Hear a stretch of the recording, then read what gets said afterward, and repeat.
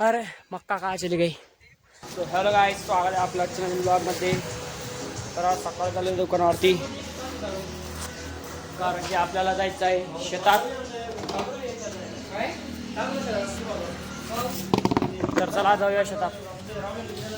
तो गाइस शेतात आलेला आहे, हे सर्व लागलेले आहे कामाला। आपले मक्का जमा करायची आणि तिकडे नेऊन टाकायची। जमा करायला आहे फक्त इकडून तिकडे नेणे गाइस, कारण की इथं मशीन येत नाही म्हणे मक्का काढायला, जागा नाही कुठंच त्याच्यामुळं। तर चला घेऊन जाऊ मक्का, एवढी आहे गाय। जेवणात सुट्टी झालेली आहे, आता आज उपास आहे म्हणून शब्दांना बसल्यात सगळे जेवायला। तर चला गाईस करूया जेवण।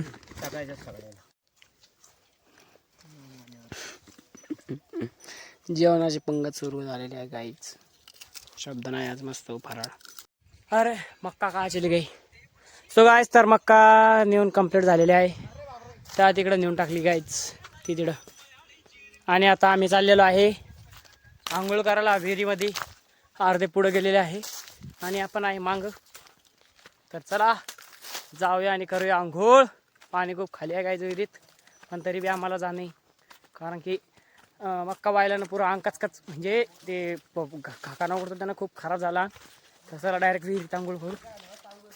चला गाईच, हे आपले वेर आणि हे मजूर खूप थकलेला आहे गायचे।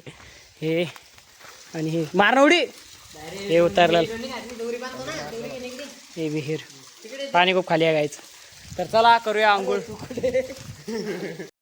गाय तर आम्ही तिघं तीन ठिकाणी उभे आहे। तर पहिले सध्या उडी मारणार आहे, तर चला बघूया उडी मार। एक नंबरचा आहे महाराज की जय। तीन फूट सोडून डायरेक्ट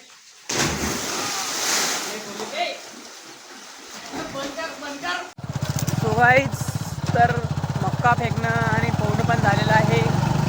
आता आम्ही सगळं चाललेलो आहे घरी।